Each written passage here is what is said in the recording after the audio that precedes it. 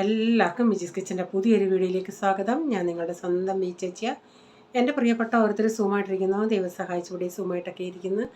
ഇന്നും ഒരു ദിവസം ദൈവം നമുക്ക് താനമെത്താൻ ദൈവത്തിന് നന്ദി പറയാം. അപ്പോൾ ഇന്നത്തെ വീഡിയോ കണ്ടോ ആൾക്കാർ? അതിൽ ഗീതേച്ചി മാത്രമേ പ്രോൺസ് ക്ലീൻ ചെയ്യുന്ന കണ്ടിട്ട് അഭിപ്രായം പറഞ്ഞുള്ളൂ. അതുകൊണ്ടാണ് ഞാൻ ചോദിച്ചത്. പിന്നെ ആരുടെയും കമൻറ്റ് അങ്ങനെ കണ്ടില്ല. അവൻ യൂട്യൂബ് നോക്കിയിട്ട് യൂട്യൂബിൽ നമ്മളിപ്പോൾ ഞാനാണേലും ഇപ്പം മീൻ വെട്ടുന്നത് ഒരു ചൂരങ്ങാണം വെട്ടുന്നത് കാണിക്കുവാണെങ്കിൽ പിന്നെ ആൾക്കാർക്ക് ഒത്തിരി സമയം പോകുമ്പോൾ നമ്മളത് ഇച്ചിരി ഒന്ന് സ്പീഡ് കൂട്ടിയിടത്തില്ലേ. അപ്പം അതുപോലെ പ്രോൺസ് ക്ലീൻ ചെയ്യുന്നത് ചിലപ്പോൾ സ്പീഡ് കൂട്ടി.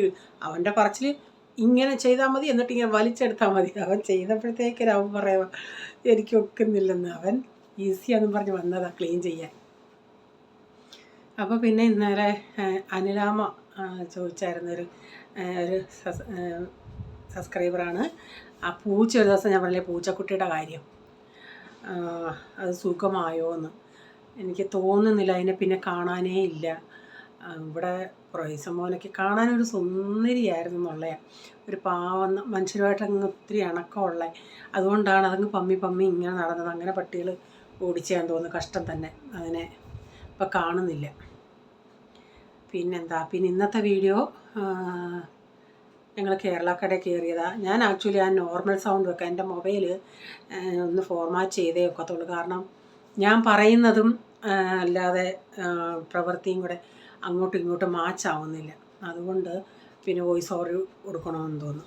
അതിൻ്റെ ആ കടയിൽ ഒരു നല്ലൊരു പൂച്ചക്കുട്ടി ഉണ്ടായിരുന്നു. അതുകൊണ്ട് അതിൻ്റെ അത് കേട്ടോ നല്ല സുന്ദരി ഒരെണ്ണം. ഇനി നമുക്കെന്നാൽ ഇന്നത്തെ വീഡിയോയിലോട്ട് പോകാമേ. പിന്നെ പ്രസന്ന ഉണ്ണികൃഷ്ണൻ പറഞ്ഞായിരുന്നു, ഞാൻ ചോദിച്ചില്ല ഇതുപോലെ ആരെങ്കിലും മീൻ ഉണ്ടോ. മീൻ കഴിക്കും, പക്ഷേ ആ കണ്ണ് കാണുമ്പോൾ തല എടുക്കാറില്ല, തല കട്ട് ചെയ്ത് കളയുമെന്ന്. ഞാൻ ധരിച്ചത് ചൂരയുടെ തല കളയുമോന്ന്. അന്നേരം ഞാൻ ഓർത്തെ, പണ്ട് ഞാൻ അച്ചാറിടാൻ നേരം നെയ്മീൻ വാങ്ങിച്ചപ്പോഴേ ആ നെയ്മീൻ്റെ തല ഇവിടെ ആർക്കും ഇഷ്ടമല്ല. ഞാനന്ന് അതെടുത്തില്ല. അന്നേരം അന്ന് എൻ്റെ വീഡിയോ കണ്ടിട്ട് അങ്ങനെ പറഞ്ഞുകൊണ്ട് എന്നെ പലരും പറയൂ നെയ്മീൻ്റെ തല എടുക്കാത്ത മനുഷ്യരുണ്ടോ എന്ന് പറഞ്ഞ് എന്നെ വഴക്ക് പറയുമായിരുന്നു. പിന്നെ ആരാ, ഷീല ഉണ്ണികൃഷ്ണൻ എന്നാന്ന് തോന്നുന്നു പറഞ്ഞ്, പുള്ളിക്കാരി മീൻ കഴിക്കാറില്ല, പക്ഷേ ഞാൻ വെട്ടുന്നതും കുക്കിംഗ് ചെയ്യുന്നതൊക്കെ കാണാൻ ഇഷ്ടമാണ്. അയ്യോ, അന്നേരം എനിക്കൊരു വല്ലാത്ത നോൺ വെജ് മീൻ കഴിക്കാത്തവരും നമ്മളുടെ മീൻ ക്ലീൻ ചെയ്യുന്നതും അതും കാണാൻ താല്പര്യമുണ്ടെന്ന് പറഞ്ഞൊരു സന്തോഷമുണ്ട് കേട്ടോ. ഓക്കെ. ഇപ്പോൾ പോൾമോന് കൊണ്ടുപോകാനായിട്ട് പീനട്ടും ജാമും കൂടെ മിക്സ് ചെയ്ത് തേച്ചിട്ടാണ് കൊടുത്തു വിട്ടത്.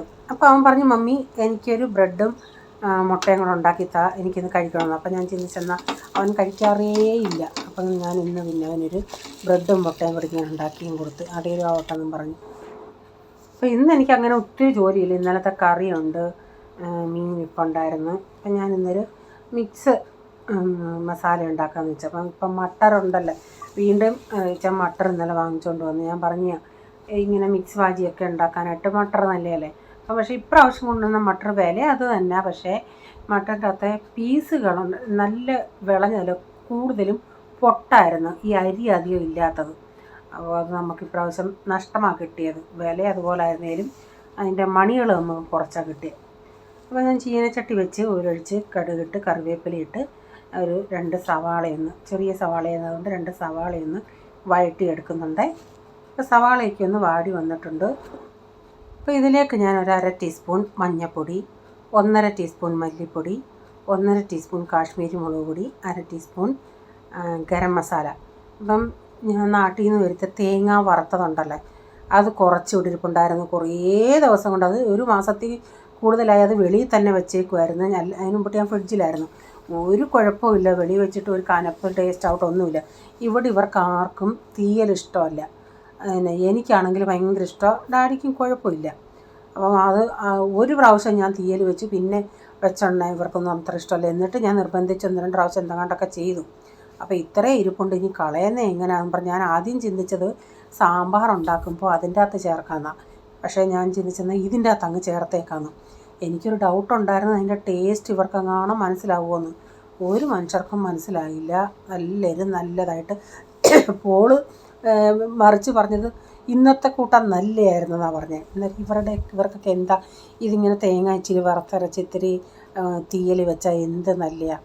കൊച്ചവൻ ഒരു ഇച്ചിരി നിർബന്ധിച്ച് അവൻ ഒരു പ്രാവശ്യം കഴിച്ചു. അങ്ങനെ കഴിച്ചാൻ ഒട്ടും ഇഷ്ടമല്ല ടേസ്റ്റ് വറുത്തതിൻ്റെ.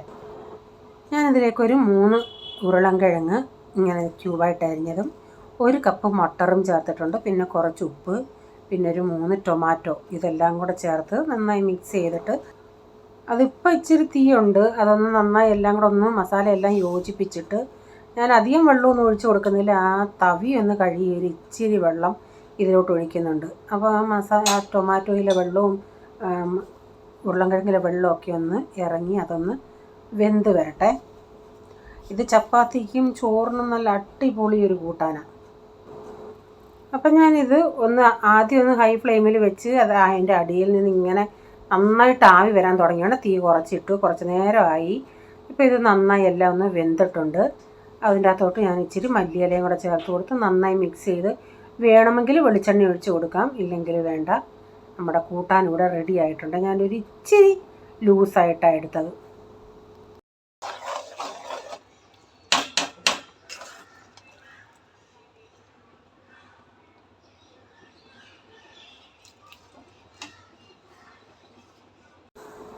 അന്നേരം ഞാൻ രാത്രി അത്താഴത്തിന് ദോശ ഉണ്ടാക്കാനായിരിക്കുന്നത്.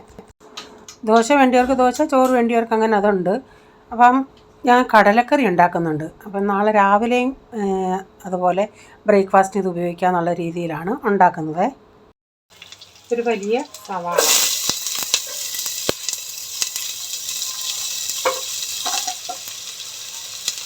ഒരു ചെറിയ കഷ്ണം ഇഞ്ചി ചതച്ചതും 5-6 അല്ലി വെളുത്തുള്ളി ചതച്ചതും. ഇപ്പം ചെയ്ത് വെച്ചാൽ 2 നേരത്തേക്കുണ്ട്, രാത്രിയിലത്തേക്കിനും രാവിലത്തേക്കിനും ഈ കറി ആവുമല്ലേ. അപ്പോൾ ഞാൻ ഈ സവാളയൊക്കെ ഒന്ന് വഴറ്റിയെടുക്കുന്നുണ്ട്. ചിലപ്പോൾ ഞാൻ അല്ലാതെ എല്ലാം കൂടെ അങ്ങ് കുക്കറിൽ ഇട്ടിട്ട് മസാല ഇച്ചിരി മൂപ്പിച്ച് എല്ലാം കൂടെ ചേർത്താണ് ചെയ്യുന്നത്. ഇന്നിപ്പോൾ ഇങ്ങനെ ചെയ്യാമെന്ന് വെച്ച് ഇതിനോട്ടൊരു ടൊമാറ്റോയുടെ ചേർത്ത് കൊടുത്തിട്ടുണ്ട്. ആവശ്യത്തിനുള്ള ഉപ്പ് ഇട്ടിട്ട് ഇതൊന്ന് വഴറ്റിയെടുക്കാം. ഇവിടെ ഈ കിട്ടുന്നത് കുഞ്ഞ് കടലയാണ്. വലുത് ഇങ്ങനെ നാട്ടിൽ നമ്മുടെ കിട്ടുന്നത് വലിയ കടലയല്ലേ, അതിവിടെ അങ്ങനെ കിട്ടാറില്ല. എത്ര ചോദിച്ചിട്ടും കടയിൽ ചോദിച്ചിട്ടും ആ ഒരു ടൈപ്പ് വരുന്നില്ലെന്നാണ് പറയുന്നത്. പക്ഷേ ഇത് വേവാനും ഭയങ്കര ഒരു 5-6 വിസിലടിച്ചിട്ടും അതൊന്നും വേവത്തില്ല. ഈ ടൈപ്പ് നമുക്ക് തോരൻ വെക്കാൻ നല്ല, അതൊന്ന് കുതിർത്തിട്ടേ മുളപ്പിച്ചിട്ടോ അങ്ങനെ ആണെങ്കിൽ തോരൻ വെക്കാൻ നല്ല. എനിക്ക് നമ്മുടെ നാട്ടിലത്തെ അത് ഭയങ്കര ഇഷ്ടമാണ്. അതധികം ഇതിൻ്റെ അത്രയും വേവില്ലെന്നാണ് എനിക്ക് തോന്നുന്നത്. അപ്പോൾ ആ ടൊമാറ്റോയൊക്കെ ഒന്ന് വഴന്ന് വന്നിട്ടുണ്ടെങ്കിൽ ഞാനിതിലേക്ക് ഒരു 2 ടേബിൾ സ്പൂൺ മല്ലിപ്പൊടിയും 1.5 ടേബിൾ സ്പൂൺ കാശ്മീരി മുളക് പൊടി, ഒരു 1/4 ടീസ്പൂൺ മഞ്ഞൾപ്പൊടി, 1 ടീസ്പൂൺ ഗരം മസാല, ഇതെല്ലാം കൂടി ഇട്ടിട്ട് ഇതിൻ്റെ പച്ചമണം പോകുന്ന വരെ ഒന്ന് മൂപ്പിച്ചെടുക്കാം.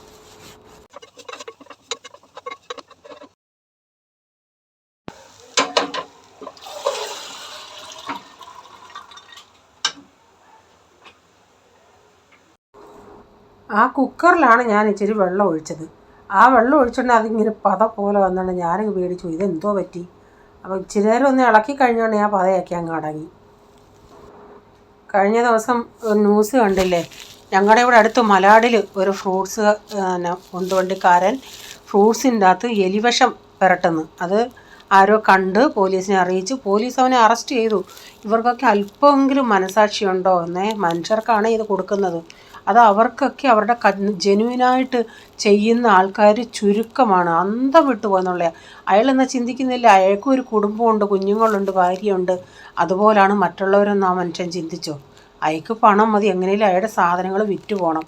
എന്തോ ക്രൂരത ഇവരൊക്കെ ചെയ്യുന്നത്. മനസമാധാനത്തിൽ നമുക്കൊന്നും വാങ്ങിച്ച് വിശ്വസ്തയോടെ കഴിക്കാൻ പറ്റത്തില്ല.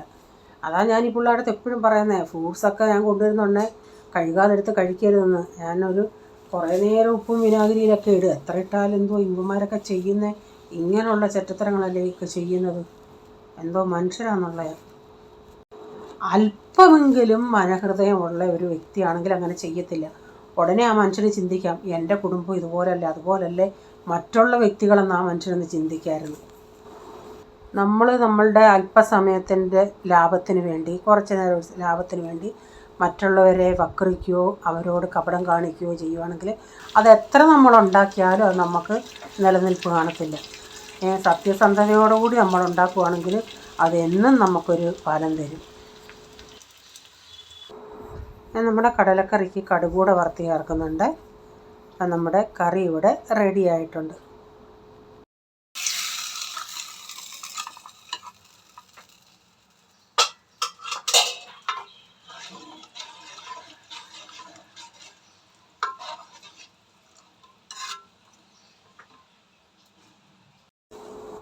എന്നാലും ഞാൻ കുറേ ദിവസങ്ങൾ കൊണ്ട് ഇച്ചിരി എണ്ണ കാച്ചണമെന്ന് പറഞ്ഞിരിക്കുവാണ്.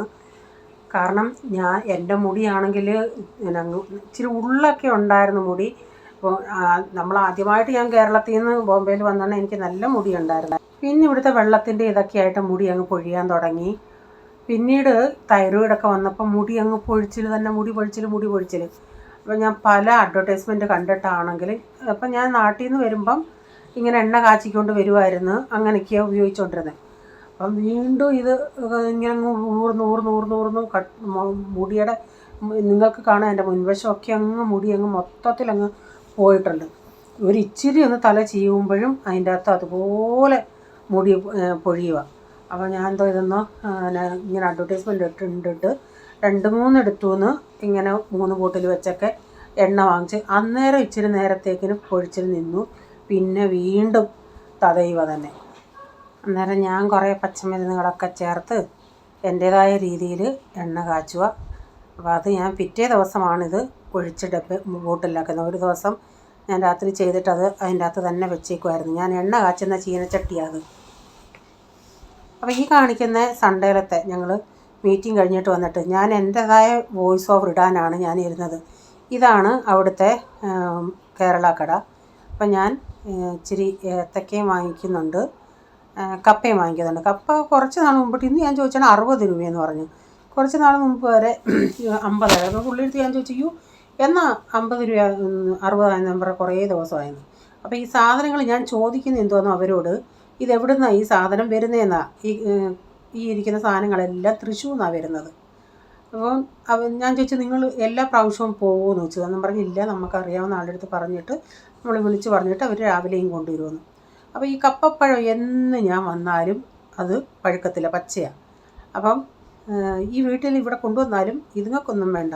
എനിക്കതിൻ്റെ ഒരു ടേസ്റ്റ് ഒരു പ്രത്യേക ടേസ്റ്റല്ലേ, എനിക്കത് ഭയങ്കര ഇഷ്ടമാണ്. അപ്പം ഞാൻ റേച്ചാൻ അവിടെ നിന്ന് വീഡിയോ എടുത്തോണ്ട് ഞാൻ വെറുതെ എൻ്റെ വോയിസ് ഓവർ പറയേണ്ടി വന്നു. കാരണം ഞാൻ പറയുന്ന ഒരിടത്ത് എൻ്റെ വാ ചലിക്കുന്ന വേറൊരിടത്ത്. അങ്ങനെ ഞാൻ അവിടുന്ന് വെളുത്തുള്ളി വാങ്ങിച്ചു. വെളുത്തുള്ളി വലുതായിരുന്നു, കിലോ 240 എങ്ങാണ്ടായിരുന്നു തോന്നുന്നു. അപ്പോൾ അവിടെ ഇച്ചിരി കനിഞ്ഞ ഏത്തക്ക കിടക്കുന്നുണ്ടോ. എനിക്ക് ഈ കനിഞ്ഞ ഏത്തക്ക ഭയങ്കര ഇഷ്ടമാണ്, തൊലി പുറം നല്ല കറുത്തത്. അപ്പോൾ ഞാൻ പറഞ്ഞു അതിൽ നിന്ന് 2 എണ്ണം ഇങ്ങ് തന്നേരെ. അതിൻ്റെ പൈസ എടുത്തു. 2 എണ്ണം താന്ന് റേച്ചത് കണ്ടപ്പോഴേ അയ്യേന്ന് ഞാൻ പറഞ്ഞു, എന്തുവാ അതിൻ്റെ ഒരു ആ ടേസ്റ്റ് അല്ലായിരുന്നു എനിക്കിഷ്ടമാണെന്ന് ഞാൻ പറഞ്ഞു.